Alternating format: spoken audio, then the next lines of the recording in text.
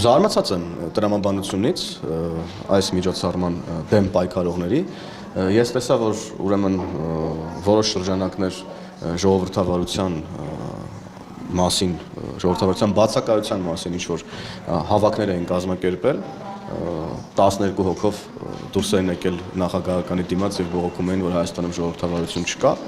Բողոքողները այն մարդիկ էին, ովքեր տարիներ շարունակ թալանել են Հայաստանի Հանրապետությունը, ամեն ինչ արել են, որ Հայաստանի Հանրապետությունը հայտնվի աշխարհի հետնախորշերում, արել են ամեն ինչ, որ օրինակ իրենց ընկեր Լուկաշենկոն ասի, որ ում են պետք հայերը, եւ թող տեսնեն, թե ում են պետք հայերը եւ Հայաստանի Հանրապետությունը, այսօր աշխարհի ուշադրությունը սևեռված է Հայաստանի Հանրապետության վրա, եւ սա բացառապես Հայաստանի Հանրապետության ժողովրդավարության շնորհիվ է, եւ ես պետքա երկրորդեմ թերևս վարչապետի միտքը առայն, որ ժողովրդավարությունը մեր համար ուղղակի նպատակ չի, մեր համար ժողովրդավարությունը ռազմավարություն է, եւ մենք այս տրամաբանությամբ ենք առաջ շարժվել եւ առաջ շարժվելու, մենք ամենաբարձր ռեյտինգներն ունենք ժողովրդավարական պետությունների շարքում եւ այսպես է շարունակվելու միշտ եւ առաջիկա խորհրդարանական ընտրությունները դա եւս մեկ անգամ վերահաստատելու են, եւս մեկ անգամ ամրացնելու են։ Իսկ մնացածը անիրատեսական միայն իրենց վնասող հայտարարություններ են։ Հասկանում եք, եթե մարդը մարտնչում է իրականության դեմ, փորձում է քաղաքացուն ներկայացնել, որ սևը սպիտակ է, սպիտակը սև, այդտեղ դժողը միայն այդ մարդիկ են, որոնք փորձում են ներողություն արտահայտությանս հիմարի տեղ դնել բանական մարդկանց։ Հնարավոր չի բանականության եւ ճշմարտության դեմ պայքարել սուտու կեղծիքով չի ստացվելու, եւ ուրեմն այդ ուժերը, բոլոր այն ուժերը, ում վրա թերևս դուք հղում արեցիք, դրանք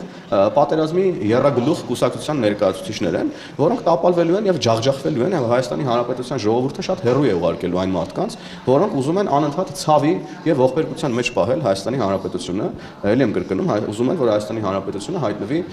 ուրեմն աշխարհի հետնախորշերում։ Լինի մի պետություն, որտեղ օրինակ ինտերնետ VPN-ով են մտնում, որտեղ, չգիտեմ, նորագույն տեխնոլոգիաները չեն աշխատում, որտեղ Coca-Cola չեն առաքում, եւ այլն եւ այդպես շարունակ, որտեղ լրագրողները չեն կարող միկրոֆոնը այսքան մոտիկ մոտեցնել որևէ պաշտոնյայի, որովհետեւ տարբեր բաներ տեղի կունենան լրագրողների հետ։ Էս են ուզում բերեն Հայաստանի գլխին, ել չեմ խոսում, որ ուզում են քարք գցեն Հայաստանի Հանրապետության ոչ միայն ժողովրդավարության, այլև խաղաղության գլխին։ Ուզում են, որ Հայաստանի Հանրապետության ուրեմն քաղաքացիները ուրեմն չպայքարեն իրենց ազատության, իրենց խաղաղության համար, այլ գնան պայքարեն ուրիշ մարդկանց, կոնկրետ մարդկանց բարեկեցության, հարստահարման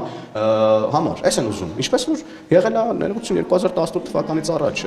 Հայաստանի Հանրապետության ժողովուրդը ամեն ինչ գիտի, շատ լավ հասկանում է, եւ առաջիկա գործընթացներն, հատկապես քարոզարշավի մեկնարկի ժամանակ մենք եւս մեկ անգամ ամեն բան շատ ուղիղ կներկայացնենք մեր ժողովրդին։ Եվ վերադառնալով այն միջոցառումներին, որոնք տեղի են ունենում Հայաստանի Հանրապետությունում, ելի եմ կրկնում, սա եւս մեկ անգամ փաստում է այն զբոսանքները, որոնք Երևանի կենտրոնում են տեղի ունենում, այսօրվա միջոցառումը Գյումրիում տեղի ունեցող, Ֆրանսիայի նախագահի պետական այցը Հայաստանի Հանրապետություն, եվրոպական մի շարք երկրների մեծամասնության ղեկավարների այցը Հայաստանի Հանրապետություն, Կանադայի վարչապետի այցը, Մեծ Բրիտանիայի վարչապետի այցը, որոնք պատմական են եւ առաջինն են ուրեմն Հայաստանի նորանկախ պատմության մեջ, փաստում են, որ Հայաստանը ըստ էության այս պահին քաղաքակիրթ աշխարհի կենտրոնն է, որովհետեւ որտեղ գտնվում են քաղաքակիրթ աշխարհի առաջնորդները, այդ կետը թերևս այս պահին դառնում է քաղաքակիրթ աշխարհի կենտրոնը եւ սա ելի եմ կրկնում բացառապես Հայաստանի Հանրապետության կառավարության, ազգային ժողովի մեծամասնության, քաղաքացիական պայմանագիր կուսակցության կողմից իրականացվող քաղաքականությունների արդյունքն է եւ Հայաստանի Հանրապետության ժողովրդի աջակցության շնորհիվ, ինչի համար մենք շնորհակալ ենք մեր սիրելի քաղաքացիներին։ Պարոն Հովհաննիսյան, իսկ ռուսական կողմի սուր արձագանքների մասին ինչ կասեք։ Հայաստանում տեղի ունեցող իրադարձությունների Հայաստանի Հանրապետությունը Ռուսաստանի հետ ունի բարեկամական, ռազմավարական հարաբերություններ եւ ես կոչ կանեմ Ռուսաստանի Դաշնության բոլոր պաշտոնյաներին ելնել այս իրողությունից եւ չխառնվել Հայաստանի Հանրապետության ներքաղաքական զարգացումներին։ Հայաստանի Հանրապետությունում տեղի ունենում ուրեմն քաղաքական համայնքի 8-րդ համաժողովը այսքանը։ Իսկ համաժողովը ինչ կտա Հայաստանում, պարոն Բնականաբար դուք տեսնում եք, որ տարբեր երկրների հետ ռազմավարական համագործակցության հուշագրեր, պայմանագրեր են ստորագրվում, սա հարթակ է ել ավելի ինտենսիվացնել, ել ավելի խորացնել մեր հարաբերությունները մեր գործընկեր երկրների հետ։ Դուք գիտեք, որ մենք Եվրոպական միությանը անդամագրվելու մասին ուրեմն օրենք ենք ընդունել եւ վարում ենք այդ քաղաքականությունը եւ ուրեմն այդ ուղղությամբ բնականաբար աշխատանքներն ել ավելի են խորացվելու, ել ավելի արդյունավետ են դառնալու եւ արդեն խոսեցի, որ առանձին երկրների հետ ռազմավարական դաշնակցության հուշագրեր են ստորագրվում Մեծ Բրիտանիայի հետ, Բուլղարիայի հետ, այլ երկրների հետ նաև։ Գումարած սրան կան Հայաստանի Հանրապետության օրակարգերից բխող ուրեմն մի շարք ծրագրեր, որոնք մենք փորձել ենք, որոնց ուղղությամբ փորձել ենք աջակցություն ստանալ մեր միջազգային գործընկերներից, եւ ամենակարևորը Հայաստանը ելի եմ կրկնում աշխարհի ուշադրությունն է այս պահին Հայաստանի վրա է, ինչը մեծ նշանակություն ունի Հայաստանի հանրահռչակման, մեր մշակույթի հանրահռչակման, ազգային արժեքների հանրահռչակման նաև ուղղությամբ, որի մասին նաև ընդդիմությունն էլի է խոսում, չէ՞։ Այդ նույն ընդդիմությանը, որ բերես կանգնացնես օրինակ ցույց տաս քաղաքական 8-րդ համաժողովի բացման արարողությանը, թե ինչի մասին էր, նրանց 99%-ը չէր հասկացել, թե ինչի մասին էր այդ բացումը, որտեղ ներկայացվում էին հայ գրերը, մշակույթը, մեր ազգային արժեքները, երկուպար եւ այլն եւ այդպես շարունակ, որոնք նսեմացված էին, էլի հետնախորշեր էին նետված մինչեւ 2018 թվականը։ Սրա մասին է, սրանք են օգուտները եւ ես դերևս թվարկեցի երևացող մասը, բնականաբար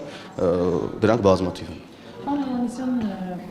Եվրամիության գագաթնաժողովի Հայաստանում անցկացնելու փաստին արդյոք եւս մեկ արգումենտ է առայն, որ դեպի Եվրամիություն Հայաստանի երթը անկասելի է եւ որևէ խոչընդոտ այս ճանապարհին չի կարող մեզ տարհանոզել, որ եթե գնանք Եվրամիություն կպատժվենք մեր ռազմավարական դաշնակցի կողմից տնտեսական սանկցիաների կիրառմամբ։ Տեսեք, մենք պետք է հարցին շատ կոնկրետ եւ ուղիղ նայենք, մենք օրենք ենք ընդունել ազգային ժողովում Եվրամիությանը անդամագրվելու ուղղությամբ քաղաքականություն վարելու վերաբերյալ։ Եվ այս տրամաբանության մենք ամեն բան անում ենք, որպեսզի Հայաստանի Հանրապետության ստանդարտները բերենք հավասարեցնենք Եվրամիության երկրների ստանդարտներին։ Եվ այն պահին, երբ որ մենք կհասնենք այդ ստանդարտներին, կհասկանանք եւ Եվրամիությունն առաջին հերթին պետք է ասի պատրաստ է ընդունել Հայաստանի Հանրապետությանը, թե պատրաստ չէ, բայց բոլոր սցենարների դեպքում Հայաստանի Հանրապետությունը լինելու է մի երկիր, որը հավասար եւ կարող է մի բան էլ ավել է լինելու Եվրամիության շատ երկրներից իր ստանդարտների, իր զարգացվածության, քաղաքակրթության իմաստով, որովհետեւ ես կարծում եմ, որ մենք լինելով փոքր եւ կազմակերպված ժողովուրդ կարող ենք շատ ավելի արդյունավետ եւ շատ ավելի արագ մեծ արդյունքների հասնել ժողովրդավարության եւ խաղաղության պայմաններում միանշանակ։ Այս առումով կարծում եմ ձեր ասածը տեղի կունենա եւ որևէ բան մեզ չի կարող խոչընդոտել։ Ինչ վերաբերվում են տարբեր խոսակցություններին, չգիտեմ, սանկցիաներ եւ այլն եւ այդպես շարունակ, Հայաստանի Հանրապետությունը ապաշրջափակված է արդեն եւ Հայաստանի Հանրապետությունը խաղաղության պայմանագրի վերջնական ստորագրման դեպքում կապաշրջափակվի վերջնականապես Թրամփի ուղու գործարկման պայմաններում մենք ունենանք բազմաթիվ ուղիներ աշխարհի հետ կապվելու ամենատարբեր կապուղիները, տարբեր տրանսպորտային ուրեմն երթուղիների միջոցով,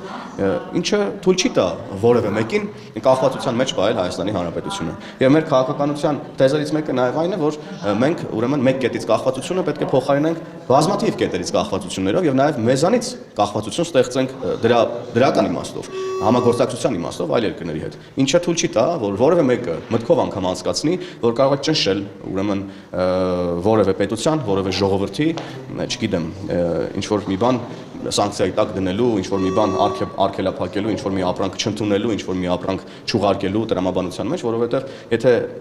X կողմը չընդունի X ապրանքը, այդ ապրանքը կընդունի մեր մեկ այլ գործընկերը։ Ինչպես որ ռազմական ոլորտում մենք կախվածության մեջ էինք ըստ էության մեկ կետից, հիմա դուք տեսնում եք, որ Հայաստանի Հանրապետությունը տարբեր գործընկերներ ունի, որոնցից զենք է գնում, Հայաստանի Հանրապետությունում ռազմական արդյունաբերությունը մեծ թափով զարգանում է,